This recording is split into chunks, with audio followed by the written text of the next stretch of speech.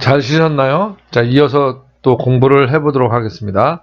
요 앞전 시간에 우리가 재무상태표 개정하고 손익계산서 개정을 공부했고, 재무상태표를 어떻게 만들고 손익계산서를 어떻게 만들었는지를 공부해봤습니다. 그 개정 공부는 아주 중요합니다. 우리 회계의 아주 근본을 만드는 거기 때문에 열심히 공부를 하시고요.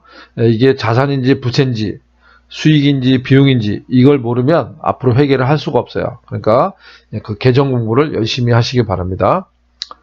자, 이번에는 그 이제 손익계산을 어떻게 하는지를 공부를 해볼 건데요. 요거는 이제 순전히 객관식 용도로 설명을 드리는 거고, 실기에서는 뭐 쓸 일은 없습니다.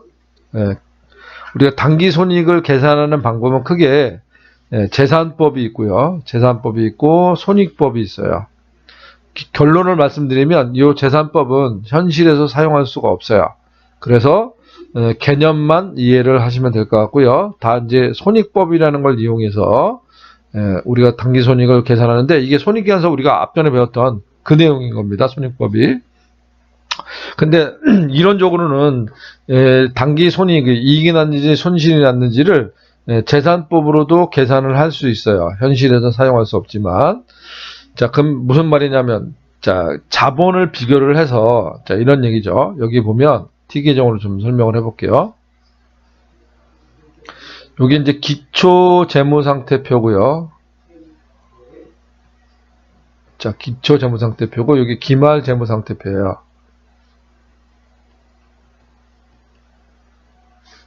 그러면, 자, 재무상태표니까 차변에 뭘 기록합니까? 자산을 기록하고요. 그럼 여기서 말하는 자산은 기초자산이 되겠죠.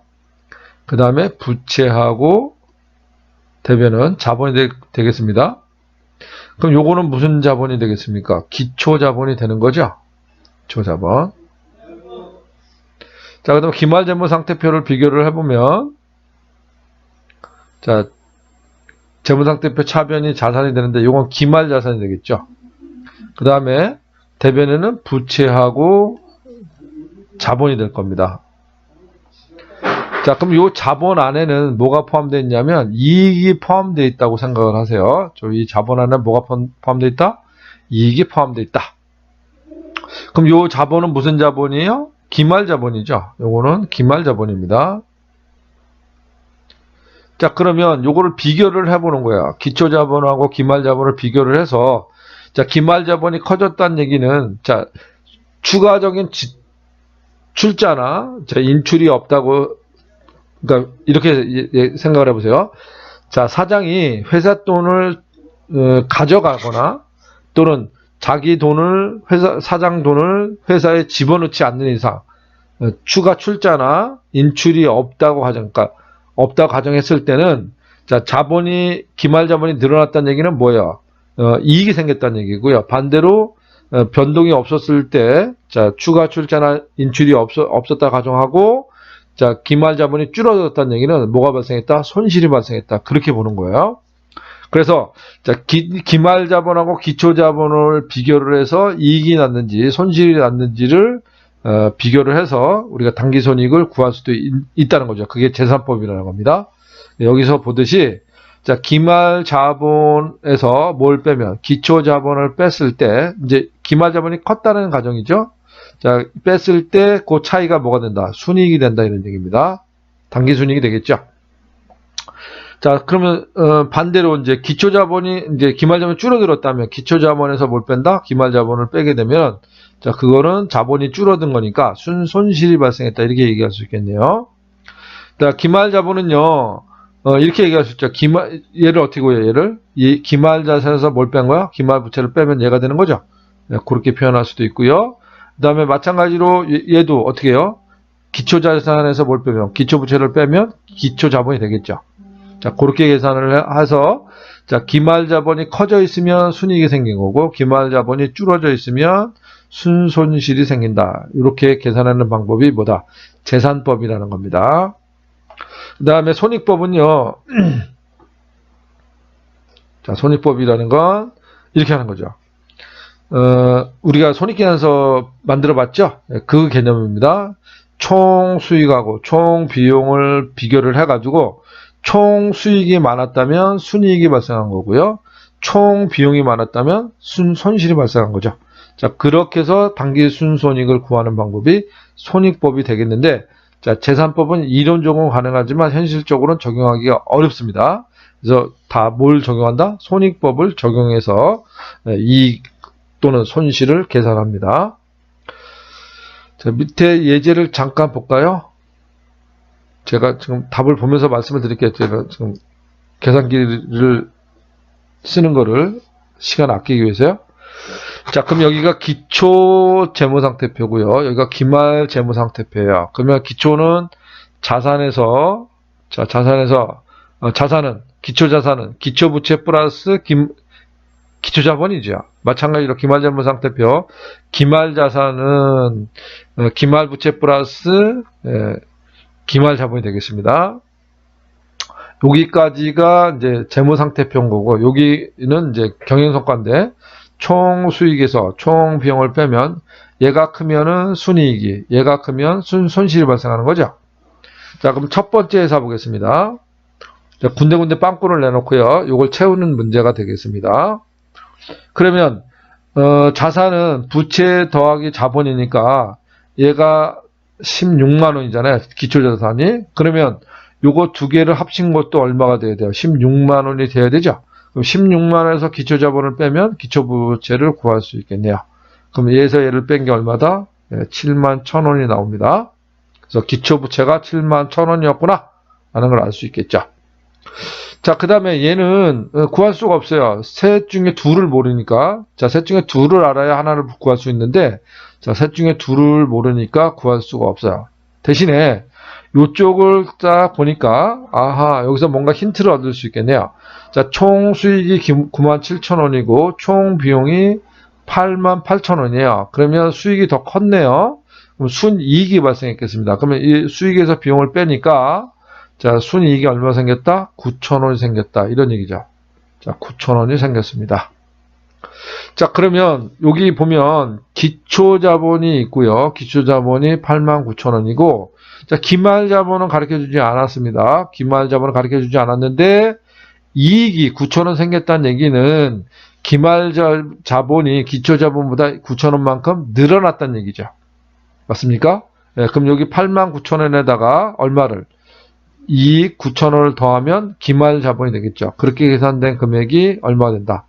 98,000원이 되겠습니다. 여기가 98,000원이라는 걸 알 수 있겠죠. 그럼 이제 셋 중에 두 개를 아니까, 자, 나머지를 구할 수 있겠네요. 요 둘을 더한 게 뭐가 되는 거예요? 기말자산이 되는 거죠. 요 둘을 더한 게 얼마다? 25만 3천원이 되네요. 그러니까 여기가 25만 3천원이 된다. 자, 그런 얘기입니다. 자, 두 번째 회사 보겠습니다. 자, 셋 중에 둘을 아니까, 자, 나머지 하나를 구할 수 있겠죠. 부채하고 자본을 더하면 자산을 구할 수 있는 거죠. 자, 그럼 5번은 두 개 더하면 얼마다? 17만 7천원 되네. 얘가 17만 7천원이 된다. 이런 얘기입니다. 자, 그 다음에 여기도 셋 중에 두 개를 아니까 나머지를 하나 구할 수 있겠습니다. 자산은 부채 더하기 자본이니까 자산에서 부채를 빼면 자본을 구할 수 있겠네요. 요렇게 구한 게 15만 4천에서 6만 1,500원을 뺀 금액이 자본이니까요. 자, 요게 얼마가 나온다? 9만 2,500원이 나오네요. 여기가 9만 2,500원이 됩니다. 자, 그래서 다 채웠고요. 아, 여기는 셋 중에 둘을 모르네요. 대신에 요걸 통해서 기초자본하고 기말자본을 비교를 해서, 자, 비교를 해보니까 기초자본이 더 컸네요. 기말자본보다 기초자본이 500원만큼 컸습니다. 그럼 기초자본이 컸다는 얘기는 기말자본이 줄어들었다는 얘기죠. 손실이 났다는 얘기입니다. 그러니까 얘는 순손실이 500원 발생한 거예요. 자, 그러니까 여기가, 자, 회계에서 마이너스는요, 이렇게 앞에다가 세모를 치면 그게 마이너스라는 뜻입니다. 그래서 500원 손실, 그러니까 순손실을 의미하는 거죠. 순손실이 500원이다. 그런 얘기야. 그러면 수익에서 비용을 뺀 건데 수익이 적었으니까 마이너스가 나온 거잖아요. 그러니까 얘가 7만 7천원보다 500원만큼 더 적었다는 얘기죠. 총수익이. 그럼 얼마야? 7만 6,500원이 되겠네요. 7만 6,500원. 500원. 이렇게 되는 겁니다. 세 번째 회사 볼까요? 자, 지금 셋 중에 둘을 아니까 나머지를 구할 수 있겠네요. 자, 자산에서 부채를 빼면 자본을 구할 수 있죠. 9번 얼마다? 55,000원이라는 걸 알 수 있고요. 자, 기말재무상태표로 셋 중에 둘을 모르니까 구할 수가 없어요. 그런데 경영성과를 보니까 순이익하고 수익을 가르쳐줬네요. 그럼 얘에서 얘를 뺀 게 얘니까, 자, 거꾸로 얘에서 얘를 빼면 비용을 구할 수 있는 거죠. 그렇게 구하면 얘가 78,600원이었다는 걸 알 수 있는 겁니다. 그래서 12번 가로를 채웠고요. 자, 이렇게 되면은 요걸 통해서 우리가 기초자본이 55,000원이 있고요. 자, 기말자본은 모르지만 이익이 6,400원 생겼다는 얘기는 이 기초자본에다가 플러스 얼마를 하면 이익 6,400원을 하면 기말자본을 구할 수 있는 거죠. 그럼 요거 더한 금액이 얼마다? 61,400원이 되네요. 그러니까 이게 61,400원이다. 그럼 이제 셋 중에 둘을 아니까 나머지를 구할 수 있겠죠. 그럼 자산에서 자본을 빼면 기말부채를 구할 수 있는 거죠. 10번 금액이 76,600원이 되겠네요. 자, 이렇게 해서 재산법하고 손익법을 연결해서, 결합해서 우리가 문제를 푸는 연습을 해 봤습니다. 자, 다음으로 가볼게요. 자, 이번에는 6번째 회계 순환 과정인데요. 자, 우리가 1년 동안 어떤 과정을 거쳐서 계속 순환을 하냐면, 처음에 이제 거래가 발생하면요. 자, 거래가 발생하면, 이걸 분계장에다 옮깁니다. 이 분계장에다 옮기는 거를 우리가 분계한다고 그래요. 분계한다. 그리고 이 분계장에다 옮긴 거를 다시 각 계정별로 기록 관리할 필요성이 있어서 총계정 원장에다 옮기는데요. 자, 이거를 전기한다고 그래요. 전기. 자, 그래서 분계하고 뭐 한다? 전기한다. 자, 거래가 발생하면, 자, 이거를 분계장에다 뭐 하고요? 분계를 하고요. 이 분계된 내용을 각 계정별로 옮기는데 그 옮기는 장부를 총계정 원장이라고 합니다. 이 옮기는 거를 뭐라 그런다? 전기한다고 그래요. 이게 옮길 전자, 기록할 기자예요. 그래서 옮겨서 적는다. 그런 뜻입니다. 그래서 분계하고 전기한다. 이게 회계기간 중에 주된 업무입니다. 자, 그래서 이렇게 해서 이제 1년이 됐으면 이거를 이제 마감을 해야 되겠죠. 자, 그거를 우리가 뭐라 한다? 결산이라고 하고요. 이 결산이라는 절차를 통해서 최후적으로 재무제표를 만드는데, 우리가 중요한 재무제표 뭐 있었죠? 재무상태표. 재무상태표도 만들고, 또 뭐도 만들어요? 손익계산서도 만들죠. 물론 우리는 공부를 안 할 거지만 현금흐름표도 만들고 자변변동표, 주석까지 만듭니다. 그래서 요거를 만들기 전에 뭘 필요로 한다? 결산의 절차가 필요한다. 그래서 우리가 여기서부터 시작해가지고 여기까지 가볼 거예요. 네. 자, 이 여정이 굉장히 험난합니다.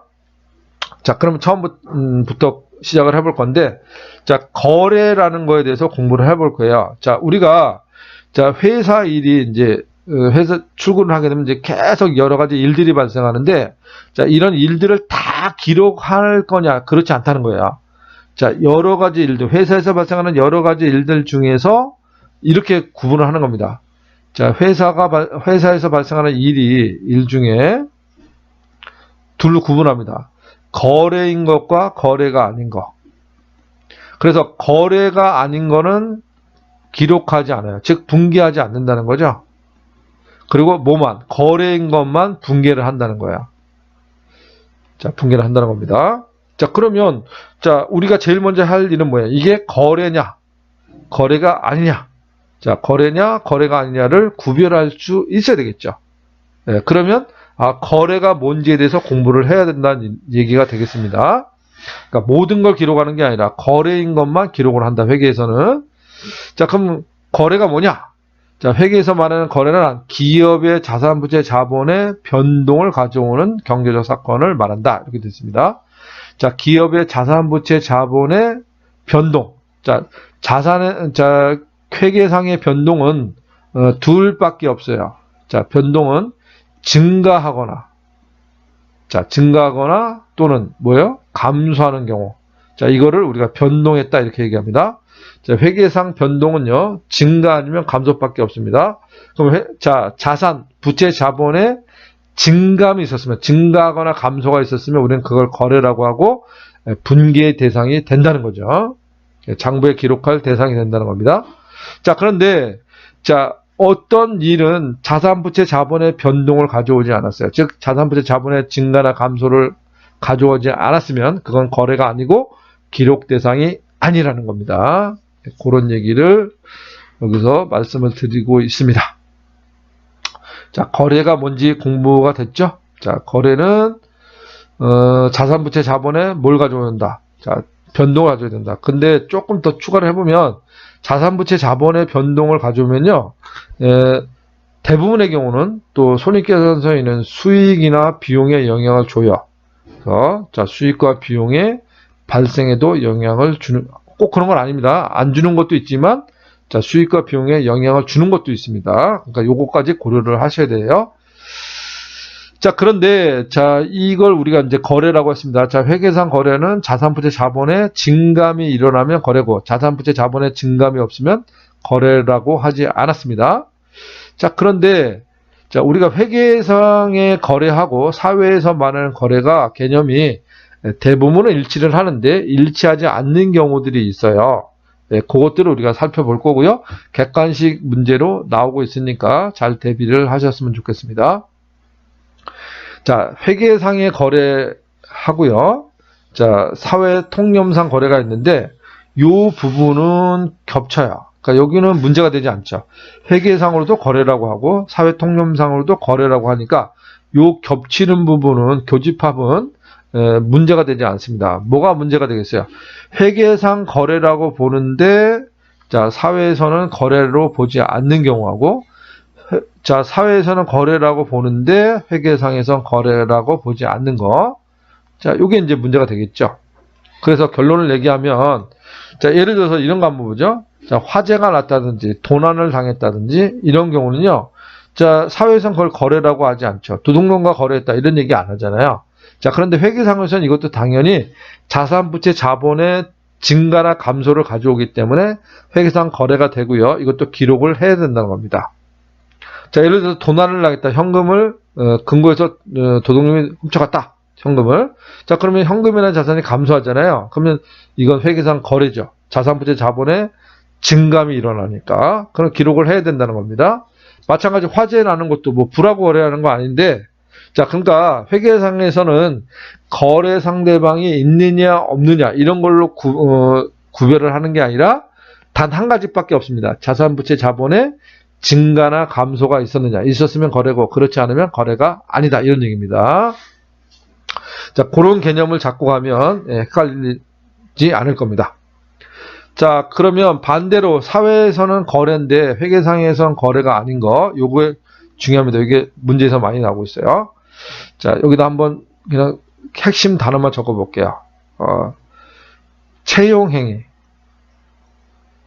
자, 종업원을 채용했다. 이건 자산부채 자본의 변화를 가져오지 않아요. 그러니까 거래가 아니고요. 그 다음에 계약행위. 계약 자체만. 자, 계약은 거래가 아닙니다. 자, 자, 사회에서는 거래라고 하는데, 자, 회계상에서는 자산부채 자본의 변화가 일어나지 않기 때문에 거래라고 하지 않아요. 그 다음에 주문행위. 주문만 이루어진 거는 거래가 아닙니다. 요건 거래예요. 자, 주문을 하고 그 이후에 계약금을 주고받았다. 이렇게 하면 자산부채 자본의 변화가 일어나니까 그건 거래입니다. 그러나 단순히 주문만 한 거는 기록 대상이 아닙니다. 주문, 그 다음에 담보, 자, 돈을 빌리기 위해서 담보를 제공했다. 이런 것들 계약이 아닙니다. 거래가 아닙니다. 그 다음에 또 뭐가 있죠? 계약, 채용, 계약, 주문, 담보, 보증도 마찬가지고요. 거래 아닙니다. 뭐, 요 정도, 이런 것들은 회계상 거래가 아니라는 거 잘 알고 있으면 좋겠습니다. 자, 연습을 해볼게요. 자, 다음 중 거래인 거는 공표, 거래가 아닌 거는 X표를 하라.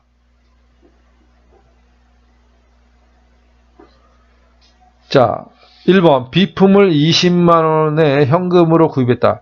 자, 그러면 비품이라는 자산이 증가하고요. 자산 증가, 그다음에 현금이라는 자산이 감소했죠. 이건 자산부채 자본의 거래가 증감이 일어났으니까 거래죠. 자, 공입니다. 공표. 자, 이렇게 생각하면 안 됩니다. 자, 자산도 20만 원 증가했고요. 또 현금이라는 자산도 감소했죠. 그러면 서로 쌤쌤이다. 변화가 없네. 이렇게 하면 안 됩니다.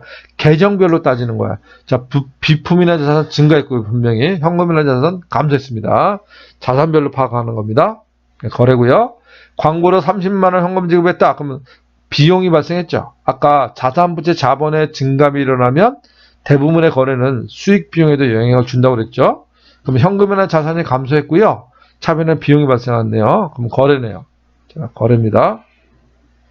월급 100만 원을 주기로 하고 종업원을 채용했다. 그럼 자, 월급 100만 원을 주기로 하고 여기가 100만 원을 준 게 아니잖아요.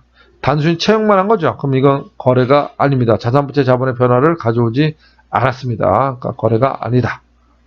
자, 전철원에서 현금 50만 원을 도난당했다. 자, 두둑놈하고 거래했느냐? 자, 거래 상대방이 있느냐 없느냐는 중요하지 않다고 그랬습니다. 자, 현금이나 자산이 감소했잖아요. 자, 그러니까 이건 거래가 되겠습니다.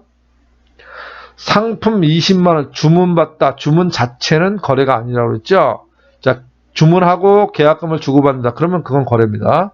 주문 자체는 거래가 아니다. 자, 차입금 60만 원 현금으로 상환하다. 자, 돈을 갚았다는 거예요. 그럼 부채가 차입금이나 부채가 감소한 거죠. 그럼 이건 거래네요. 2억의 토지를 은행에 담보 제공하고 1억을 차입하기로 약정했다. 자, 담보 제공 거래 아니고요. 차입한 게 아니라 약정만 한 거죠. 그러니까 이거는 자산부채 자본의 변화를 가져오지 않습니다. 그러니까 거래가 아닙니다.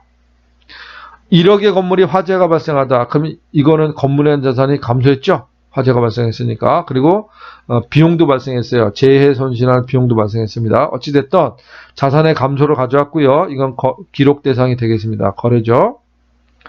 자, 9번째, 거래처에게 현금 200만 원을 대여하다. 자, 돈을 200만 원을 빌려줬어요. 그러면 대여금이라는 자산이 증가했죠. 그리고 현금이라는 자산이 감소했습니다. 거래죠. 자, 거래가 되겠습니다. 자산부채 자본의 증감을 가져왔습니다. 10번, 트럭을 현금 5만 원에 수리하다. 그러면 현금이라는 자산이 감소했네요. 자, 그러니까 거래가 되겠습니다. 이렇게 거래냐 거래가 아니냐를 판단하는 게 굉장히 중요하다. 왜?